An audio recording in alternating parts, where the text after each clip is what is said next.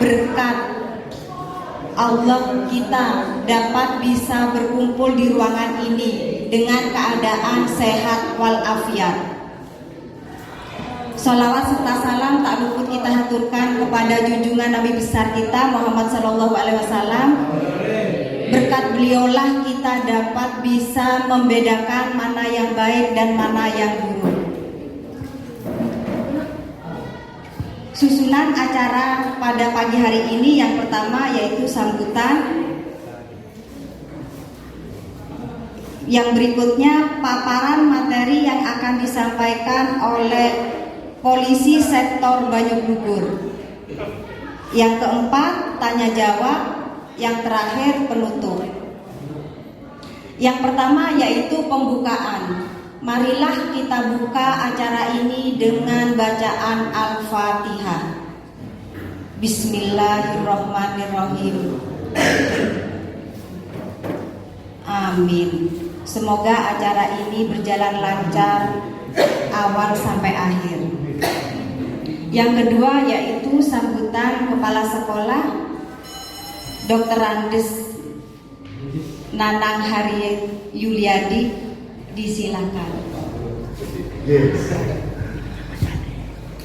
Anak-anak yang berbahagia dan tentunya yang sangat kita hormati, Bapak Agus Nur Ahmadi dari Kepolisian Sektor Banyuglugur dan Bapak Ibu yang lain termasuk pembawa acara dan Pak Amir yang saya hormati. Assalamualaikum warahmatullahi wabarakatuh. Ya, kelihatannya suasananya ini masih sejuk ya. Jadi kurang greget begitu ya. Saya ulang. Assalamualaikum warahmatullahi wabarakatuh. Ini baru mantap ini ya. Pagi?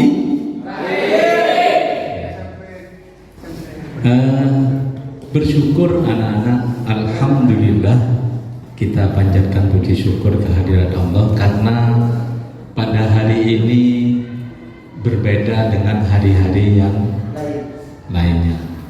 Kita bersyukur karena hari ini sekolah bisa mengadakan kerjasama dengan Kepolisian Sektor Banyuglugur, tentunya dalam rangka untuk memperbaiki akhlak dari siswa-siswi SMP 2 Banyuglugur.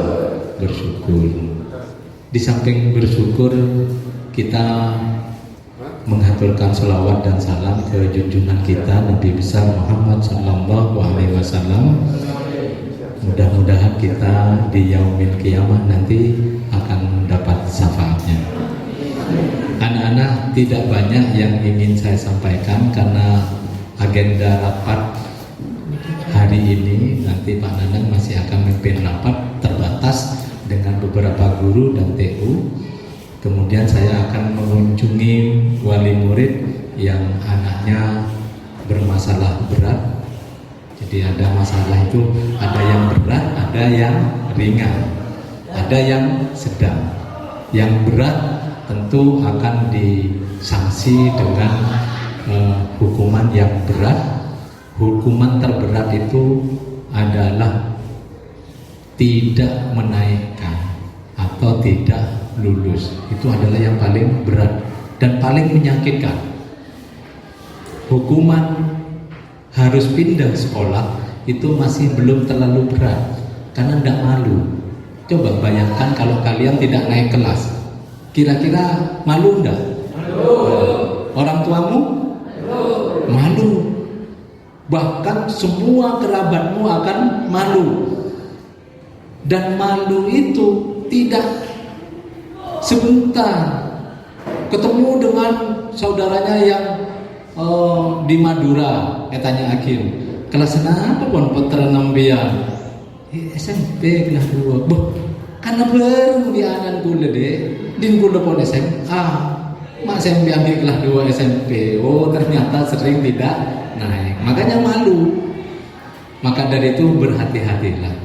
Bersyukur sekali saya anak-anak karena hari ini kemarin tepatnya Kepolisian Sektor Banyu Blugur, Polsek Banyu Blugur ini mengadakan kerjasama terutama untuk menanggulangi kenakalan remaja.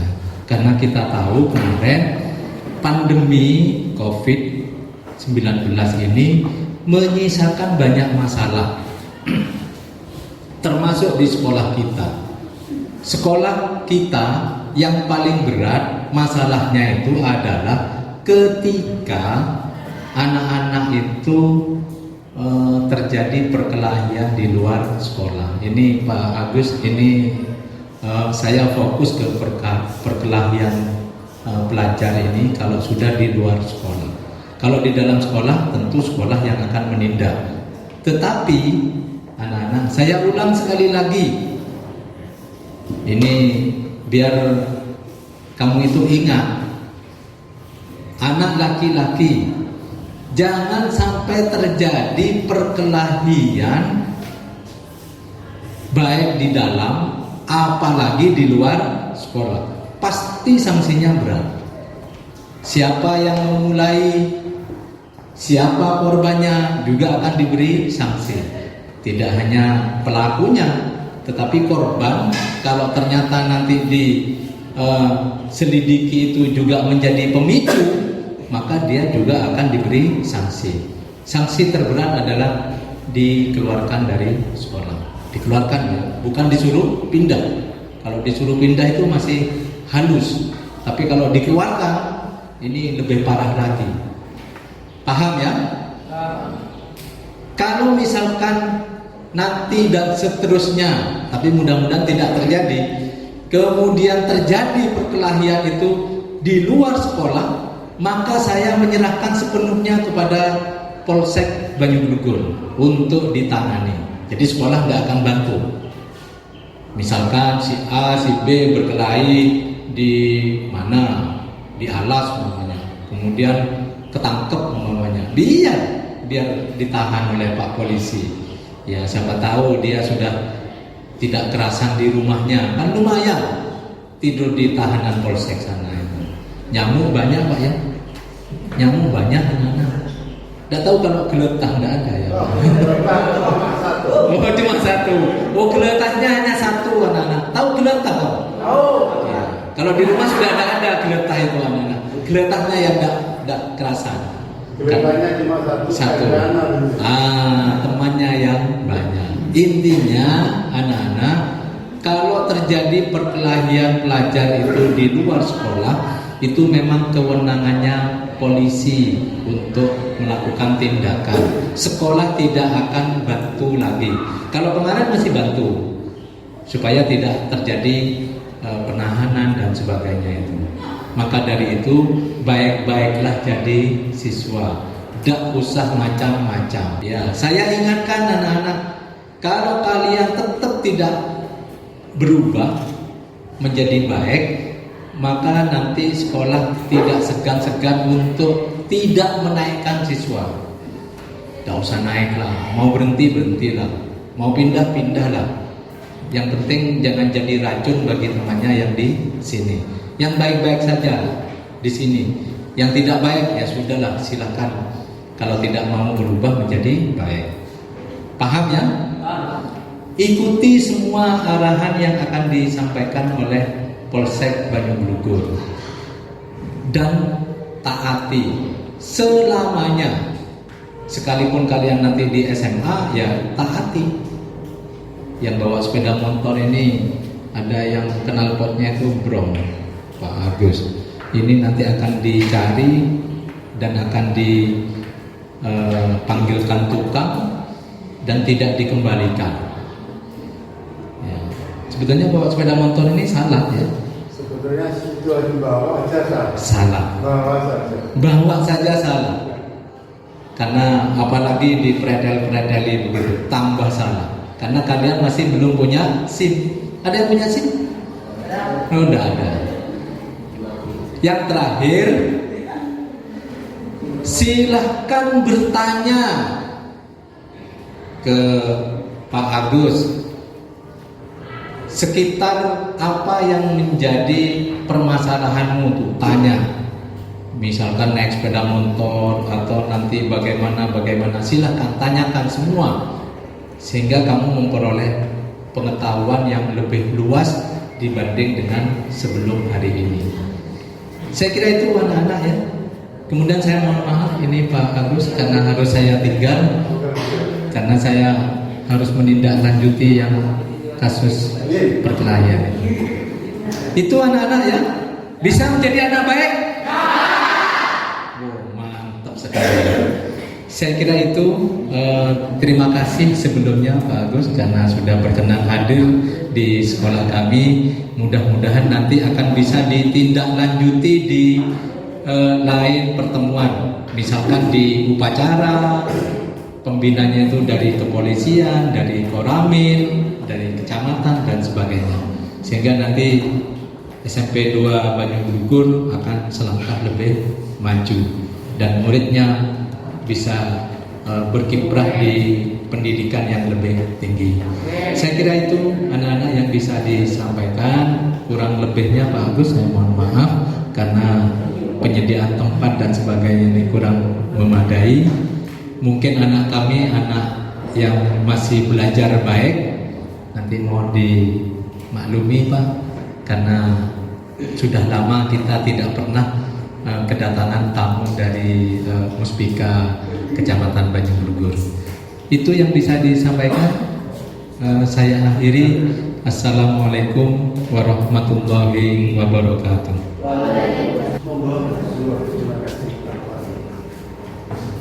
Assalamualaikum.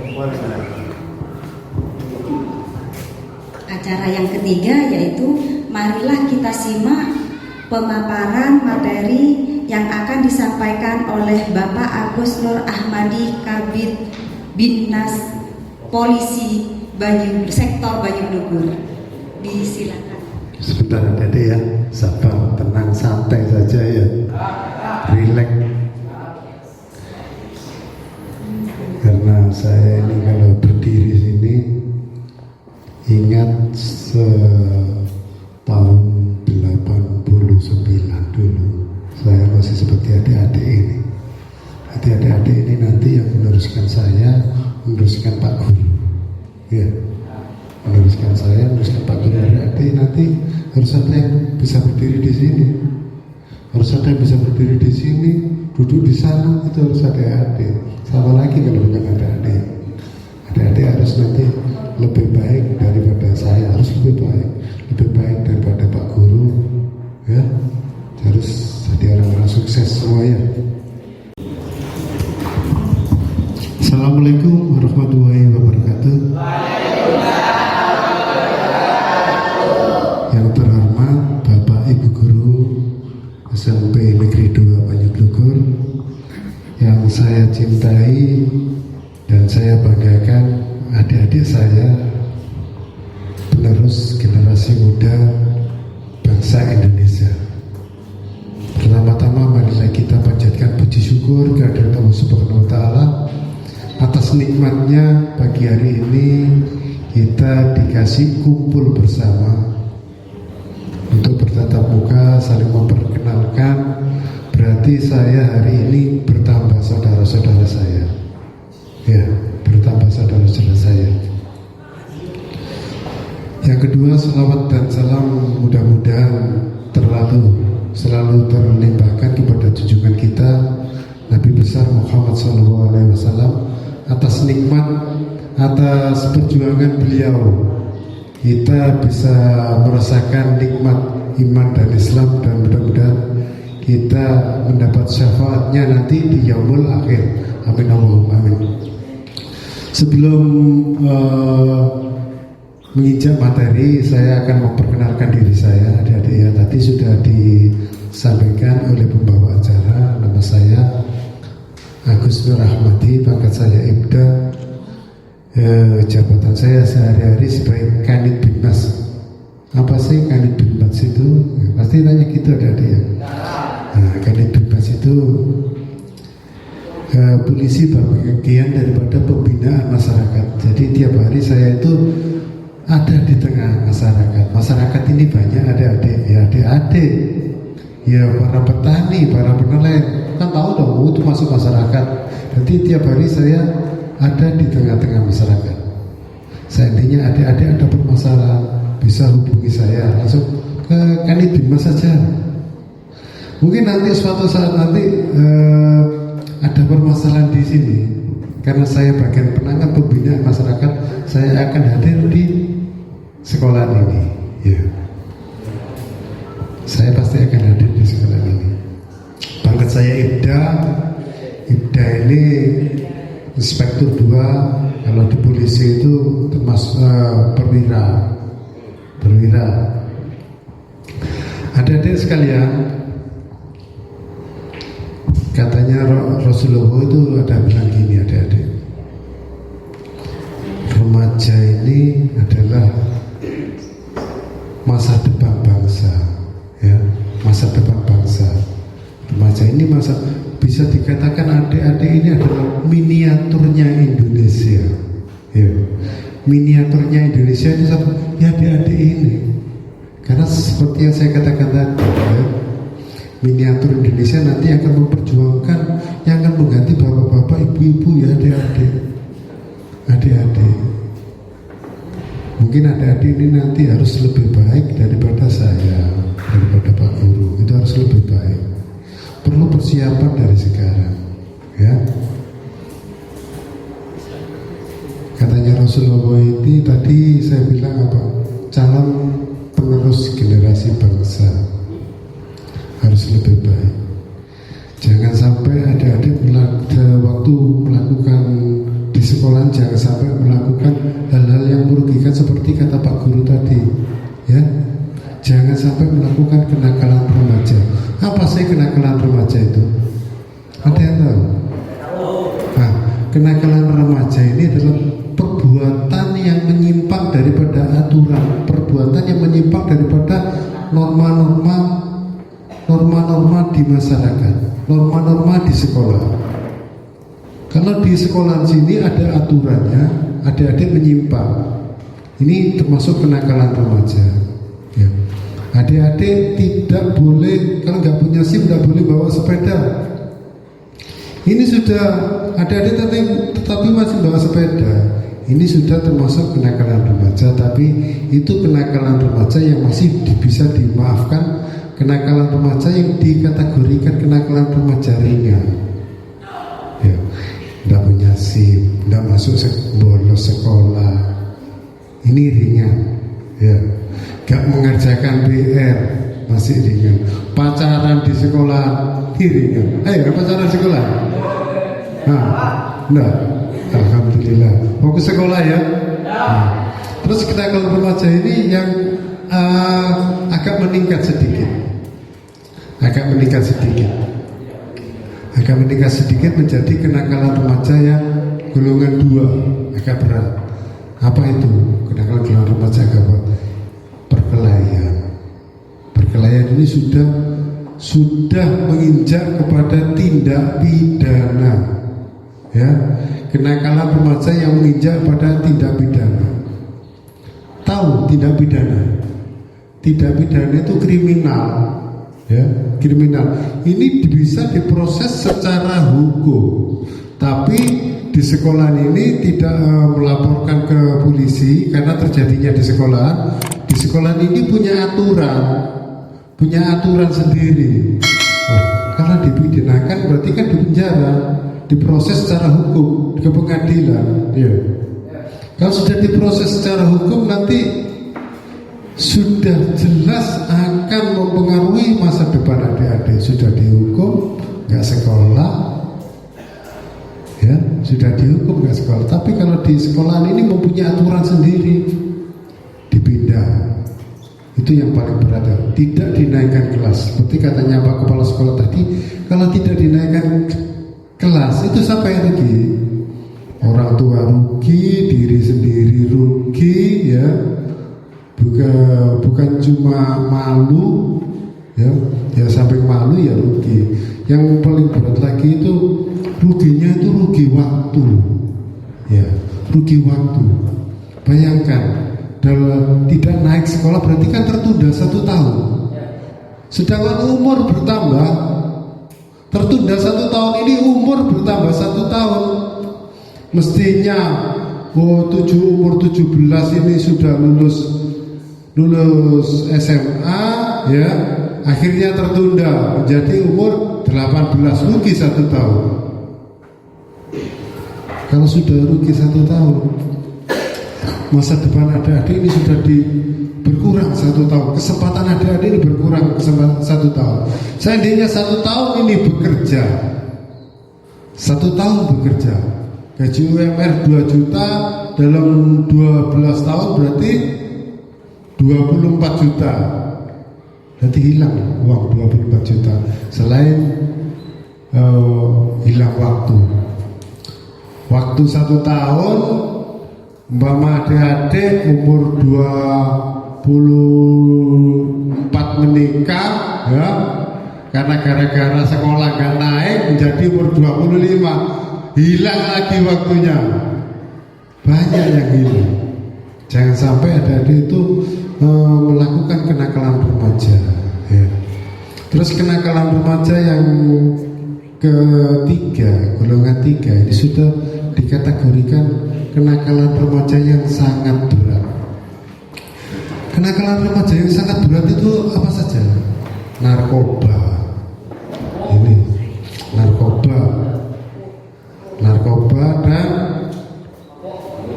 dan melakukan tindak pidana yang ancaman hukumannya di atas 5 tahun penjara. Ini dikategorikan kenakalan remaja golongan 3, ya. Apa itu? Perkelahian sampai melakukan pembunuhan. Ini sudah bukan ranahnya sekolah sudah. Kalau ada perkelahian sampai menembakkan cacat permanen, ini sudah bukan ranahnya sekolah. Sekolah tidak bisa menyelesaikan masalah ini. Ini sudah ranahnya kepolisian, ya.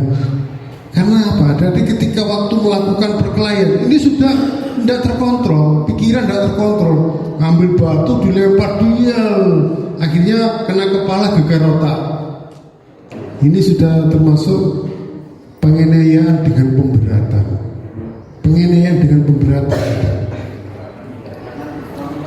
Ya, perkelahian secara kelompok ini termasuk kenakalan remaja golongan 3. Tahu perkelahian secara kelompok? Tahu? Nah, misalnya anak selo bandeng, ya, berkelahi dengan anak pesisir. Ada sini anak selo bandeng. Kalau di sekolah itu jago ilmunya saja, ya, jago ilmu, adu ilmu aja, adu ini, mindset, adu logika, adu pikiran, pinter-pinteran, jarok-jarokan. Itu zaman 80 itu sudah. Kalau sudah zaman milenial itu nggak ada perkelahian, nggak ada, ya, adu ilmu, adu kepandaian, ya. Kembali lagi untuk kenakalan remaja yang golongan 3 ini. Remaja yang melakukan tindak pidana dengan ancaman hukumannya 3 tahun, termasuk perkelahian, penganiayaan dengan pemberatan yang bisa menyebabkan cacat permanen, ya. Cacat permanen ini mungkin jarinya potong, ini kan gunanya berarti kan cacat permanen ini, ya. Ini kalau ada yang sampai lukanya itu luka berat, ini termasuk penganiayaan dengan pemberatan. Ini bukan cuma dikeluarkan saja, bukan cuma nggak naik kelas. Kalau cuma nggak naik kelas dikeluarkan masih enak, tapi proses hukumnya ini yang membuat gak enak. Proses hukum berjalan, ditahan di polsek itu masa penahanannya. Kalau di polsek itu dia, masa penahanan pertama ini 20 hari, disidik, diperiksa, tidak selesai, ada masa penahanan kedua 20 hari lagi, diperiksa disidik masih kekurangan lagi, tidak selesai, di masa perpanjangan lagi 20 hari lagi, sudah 60 hari. Setelah 60 hari ini perkara harus diserahkan ke kejaksaan, ya, harus diserahkan ke kejaksaan. Di kejaksaan masih dihukum paling kena 8 bulan, memotong masa tahanan 2 bulan, menjalani 6 bulan, keluar, nggak akan sekolah. Ya, kalau sudah nggak akan sekolah, karena sekolah ini adalah tempatnya ilmu, sekolah ini tempatnya ilmu. Sedangkan masa depan itu adalah harus berbekal kepada ilmu. Tidak ada masa depan yang itu tidak berbekal kepada ilmu, tidak ada. Masa depan itu berbekal kepada ilmu. Siapa yang mempersiapkan sekarang, mempersiapkan hari ini. Siapa yang lebih baik mempersiapkan hari ini, insya Allah itulah yang akan sukses meraih masa depannya. Ya, jangan main-main adik-adik dengan ilmu itu, jangan main-main ya. Pun ilmu, pun sekolah, yang penting lah di ijazah. ada gitu. Ilmu bukan sekolah, yang penting di ijazah. Ya, udah ilmu pada baik, udah ijazah lah, udah sertifikat, ngelamar lah, udah ijazahnya. Memang ijazah itu salah satu bentuk sertifikat kualifikasi daripada anak-anak yang pernah melakukan pendidikan. Tapi ketika dites, apalagi punya catatan di kepolisian, ini waktu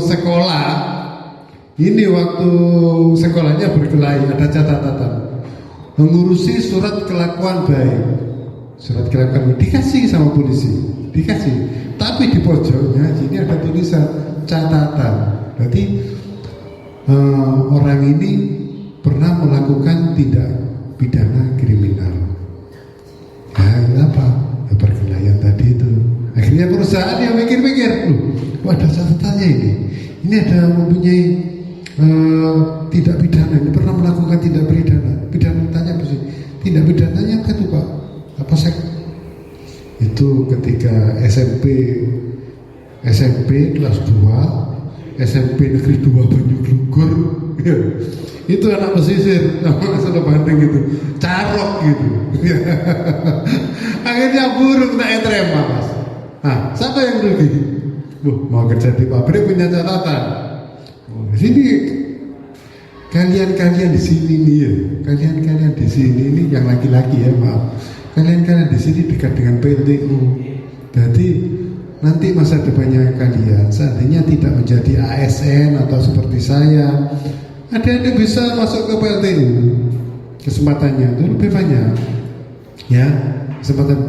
Tapi dengan catatan itu tadi, adik-adik harus bersih daripada tindak pidana kriminal. Meskipun kok di sekolah Pak, di catatan Pak, katanya siapa? Kalau sampai Pak Guru ke sini, ya, Pak Guru ke Polsek melaporkan, sudah punya catatan sudah, ada database-nya. Meskipun kejadian berapa tahun itu masuk. Sekarang kan zamannya kan zaman teknologi, zamannya itu zaman teknologi, ya. Zaman masa berlalu, zaman berubah, teknologi hadir. Siapa yang mengikuti, beradaptasi dengan teknologi, jalan terus. Yang tidak mengikuti, tidak beradaptasi dengan teknologi, jalan di tempat, bahkan tertinggal. Ya? Bahkan tertinggal. Coba, nggak kalau sekolah nggak boleh bawa HP ya. Nah, tapi di sekolah kan pasti punya HP. Nah, pasti punya semuanya punya. Lihat itu gimana. Adik-adik kalau belajar ya menyiapkan ilmunya di rumahnya, kalau di sekolah kurang ya menambah ilmunya, mempersiapkan bekal masa depan ilmunya ya lewat Google. Jangan main slot. Ada yang main slot? Ada yang main game. Game ini termasuk pandai-pandainya orang luar negeri.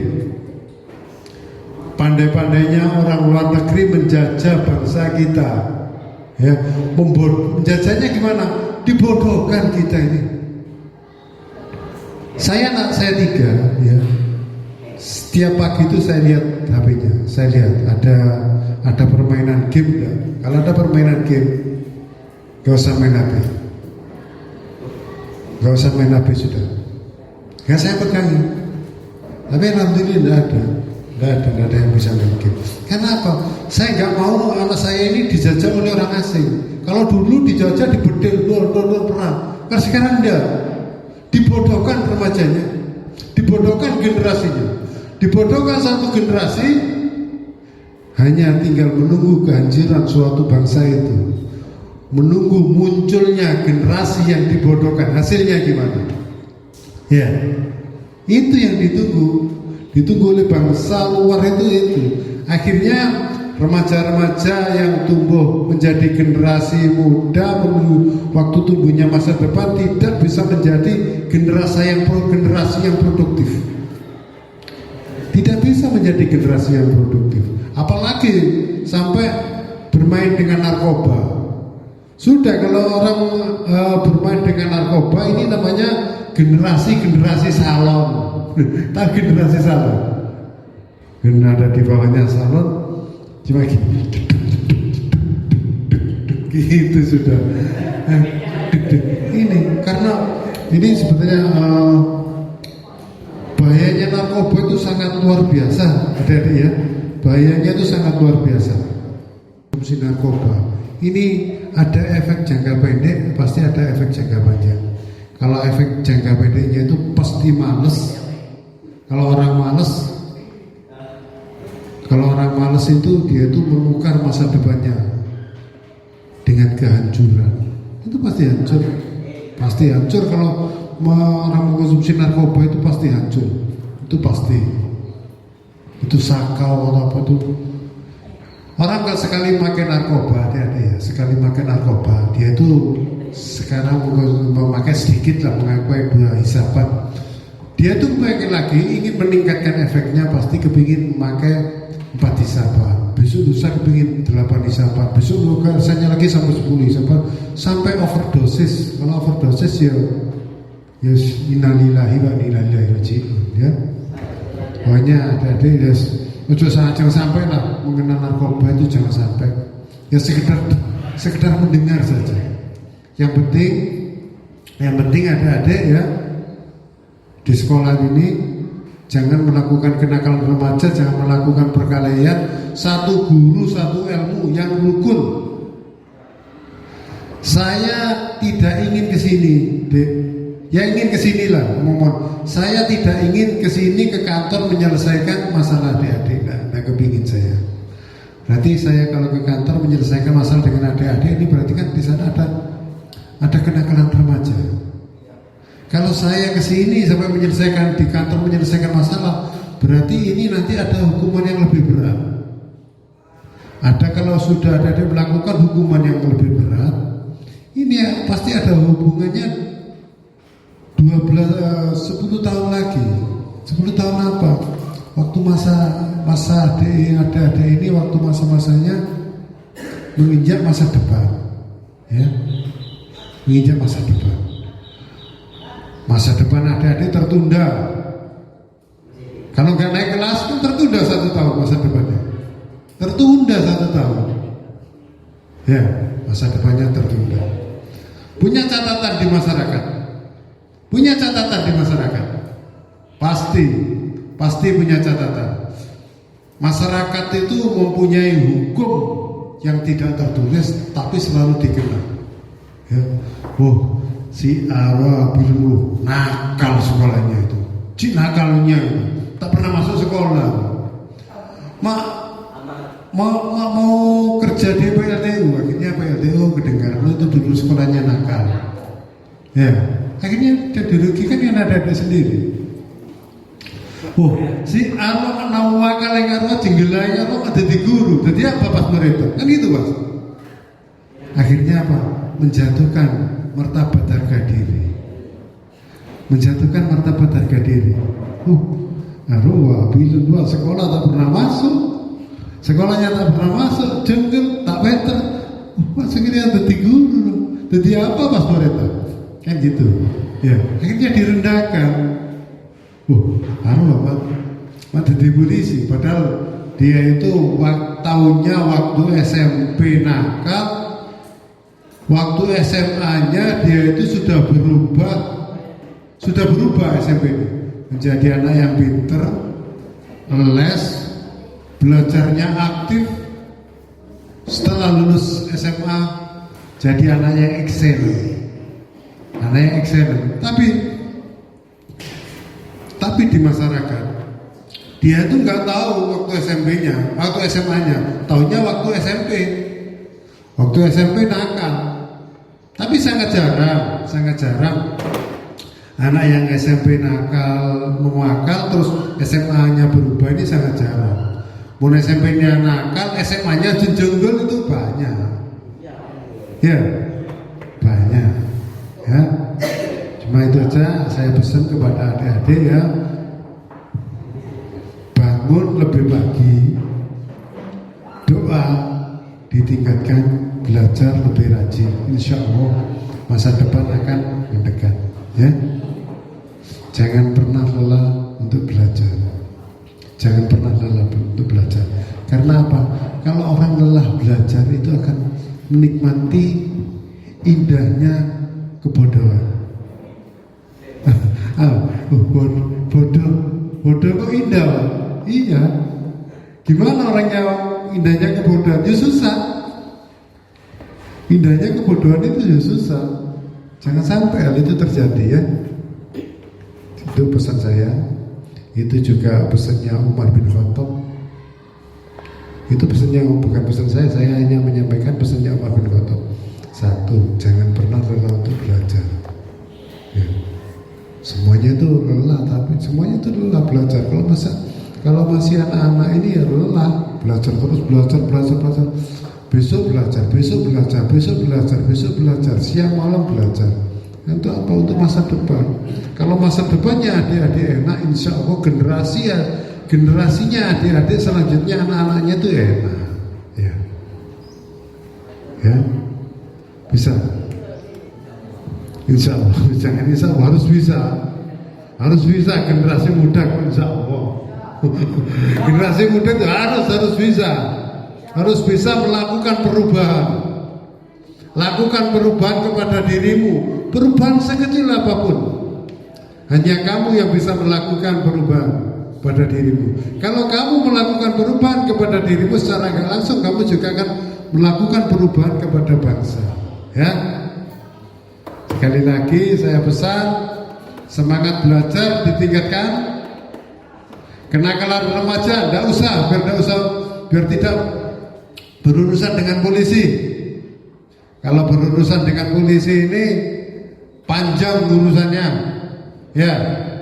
Kalau sudah berurusan kenakalan remaja, berurusan dengan polisi, ini panjang. Bukan cuma hari ini aja berurusan dengan polisi.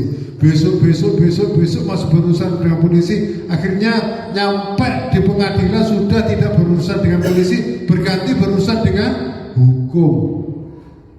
Ya, seperti yang saya katakan tadi, satu guru satu ilmu yang rukun. Ya, ilmunya sama, adu kepintaran, tajam mana ilmunya sehingga nama guru, tajam mana nimba nambahin kok, iya pun, tajam dimma, ya, jangan, tadi itu pesan saya, jangan pernah lelah untuk belajar. Mungkin itu aja Pak Guru, Bu Guru yang bisa saya sampaikan atas waktunya. Terima kasih.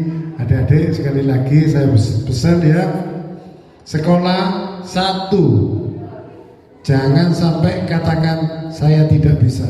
Pak, kalau minum-minum itu masuk ke kategori ringan, sedang atau berat? minum. Kalau minum alkohol ini termasuk bukan cuma ringan, bukan cuma berat. Ini sudah termasuk perlakuan khusus. Perlakuan khusus ini. Minum itu termasuk perlakuan khusus. Karena apa? Karena ini menyangkut dengan masa depan. Ya, kalau sudah menyangkut dengan masa depan, ini termasuk perlakuan khusus. Dalam Al-Quran, dalam agama, minum ini adalah bapaknya dosa. Benar, minum ini bapaknya dosa. Karena induknya dosa. Karena apa? Dengan orang minum, orang tidak akan melakukan pemukulan, akhirnya pengaruh alkohol memukul. Bahkan orang ini karena terpengaruh alkohol sampai melakukan pemerkosaan. Coba kalau sadar, kalau sehat, dan minum, ya akan sampai perkosa. Karena kebutuhan, kadang orang karena kepingin minum, sudah tergantung alkohol, akhirnya berbagai macam perlakuan khusus ya. Jangan sampai minum yang baik itu jangan. Ya, mungkin ada tanya lagi. Satu. Pak, saya mau bertanya, apakah kenakalan remaja yang faktori lingkungan sekitar? Kenakalan remaja ini termasuk faktornya memang dari lingkungan sekitar kita. Ya. Kalau kamu bermain dengan salah memilih teman, kamu salah memilih teman. Sudah temanmu itu tahu teman yang nakal, kamu masih berteman, akhirnya kamu ikut-ikutan. Kalau ada teman yang nakal, gak usah berteman sudah, hindari aja. Karena apa? Katanya ada pada kalau kita itu berteman dengan penjual parfum, pasti kita kena harumnya. Kalau kita berteman dengan peminum, pasti kita ikut-ikutan minum. Kalau kita berteman dengan yang tukang nyabu, pasti kita nyabu. Itu pasti ya. Jadi berteman itu faktornya dan bermanfaat dari lingkungan juga. Faktor teman itu pengaruhnya itu sangat besar. Ya.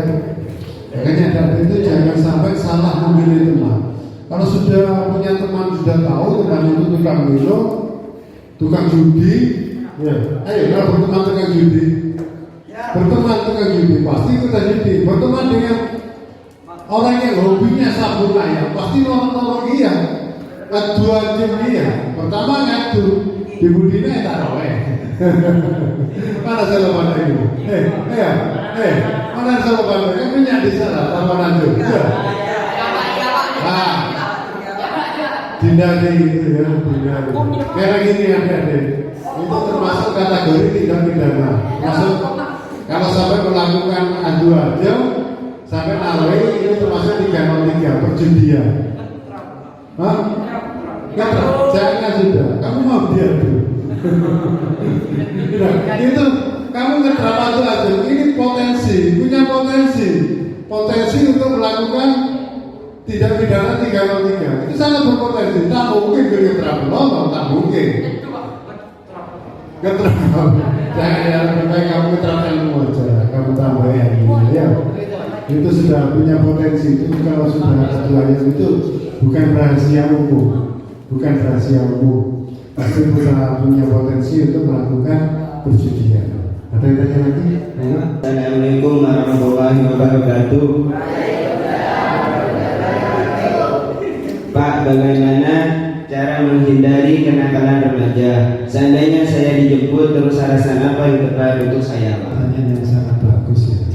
Pertanyaan ini sering terjadi di masyarakat. Ya, sering terjadi di masyarakat. Memang teman ini sangat berpengaruh untuk kita ikut-ikutan. Tak mau teman dia jadi apa? Kan gitu biasanya ya. Jadi apa? Kalau adik-adik itu ada temannya gitu terus ngajak aja yang gak benar. Kan banyak alasan, sangat banyak alasannya, sangat banyak. Gue tak bisa keluar, gue suruh bapak, suruh ibu. Kalau cuma alasan itu sangat banyak. Itu tergantung ada di rumah alasannya. Kok kita bisa keluar ya sedia dia? Tidak lah, kok kita bisa keluar? Bilang aja alasan terus terang. Alasan disuruh orang tua atau apa? Kalau cuma cari alasan itu sangat banyak. Tergantung situasinya, ya tergantung situasinya. Ya alasannya itu sangat banyak. Ya, kok gini BN kita marah? Ya, saya masih punya BN kita marah. Saya masih kerja ini tak marah, kerja itu tak marah.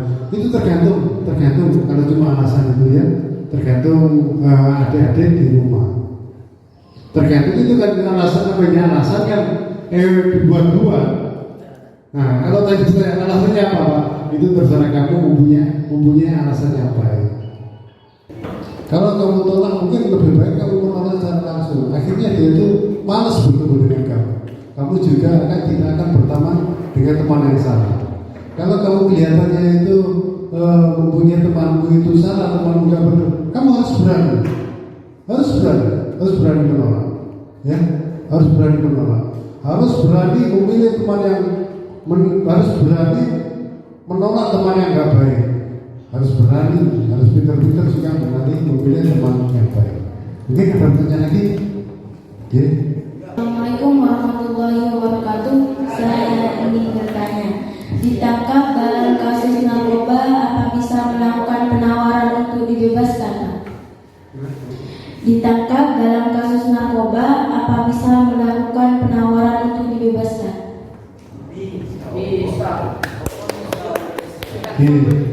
Dalam kasus narkoba ini dikatakan kasus yang spesial, lex spesial, hukum yang spesial, tidak sama dengan hukum tindak pidana atau KUHP. Ini hukum psikotropika. Kalau di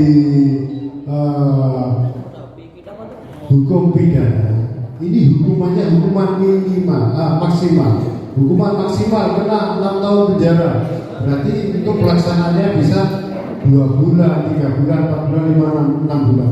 Tetapi kalau dihukum narkoba, ini hukuman minimal. Hukumannya itu minimal.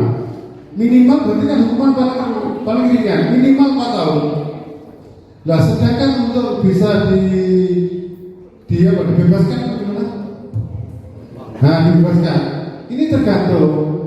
Kalau seseorang itu mengkonsumsi pelaku bukan pengedar, ada kan bandar, pengedar, pemakai. Kalau kategori pemakai ini masih bisa direhabilitasi, bukan dibebaskan, direhabilitasi.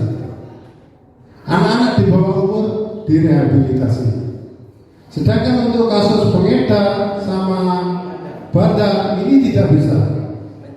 Sudah banyak yang dihukum hukuman mati untuk kasus narkoba itu, baik bandar sama pengedar.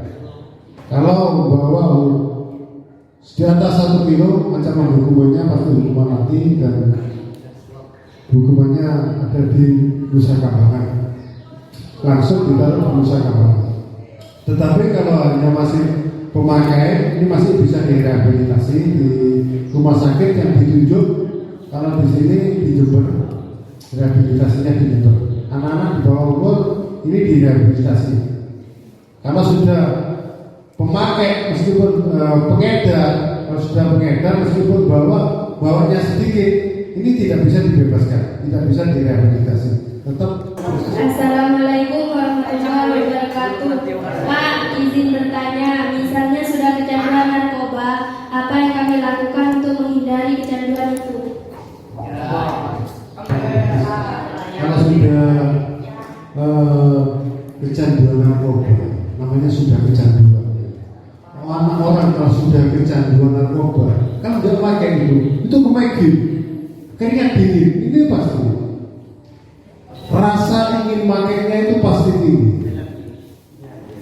Rasa ingin satu kali makan itu kepengen pakai terus. ini bisa laporan ke polsek, laporan ke polisi.